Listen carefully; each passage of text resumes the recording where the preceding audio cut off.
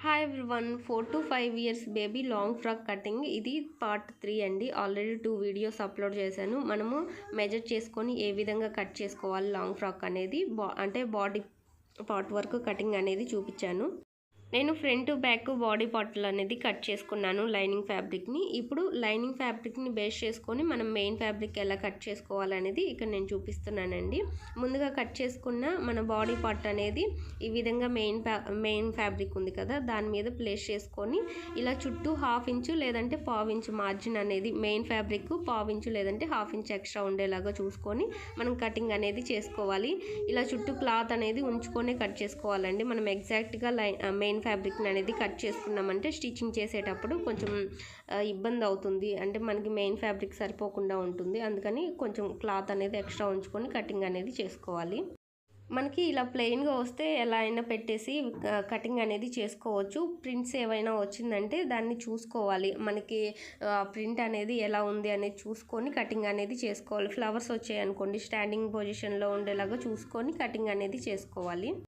First ఇక్కడ నేను front part అనేది కట్ చేసుకున్నాను. ఇప్పుడు బ్యాక్ పార్ట్ని కూడా కట్ చేస్తున్నాను. బ్యాక్ పార్ట్కి మనకి ఇలా 2 పార్ట్స్ అనేది వచ్చాయి కదా, హుక్స్ పట్టి కాజా పట్టి కోసం 2 పీసెస్ అనేది ముందుగానే కట్ చేసుకున్నాము.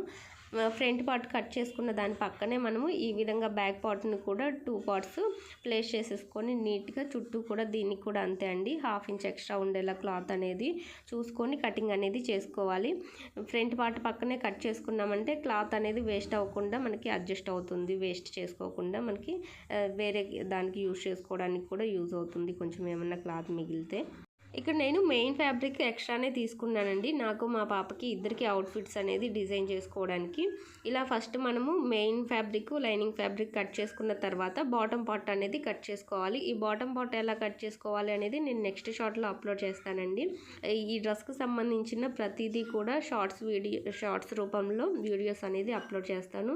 మెయిన్ వీడియోస్ కూడా అప్లోడ్ చేస్తాను. మీకు ఏది ఇంట్రెస్ట్ ఉంటే వాటిని చూడొచ్చు. ఈ డ్రెస్సుని నేను మా పాప బర్త్డేకి డిజైన్ చేశాను. లాంగ్ ఫ్రాక్ నైట్ వేయడానికి బాగుంటుందని.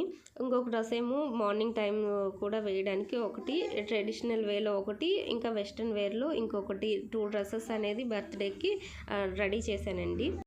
నాకు ఈ 2 అవుట్ఫిట్స్ కూడా 1300 బిలోనే కంప్లీట్ అయ్యాయండి.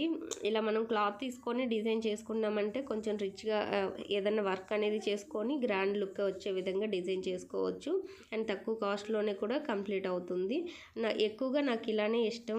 బయట నుంచి కొన్ని డ్రెస్సులు వేయడం కన్నా ఇలా నాకు ఓన్గా డిజైన్ చేసినవి అయితే నాకు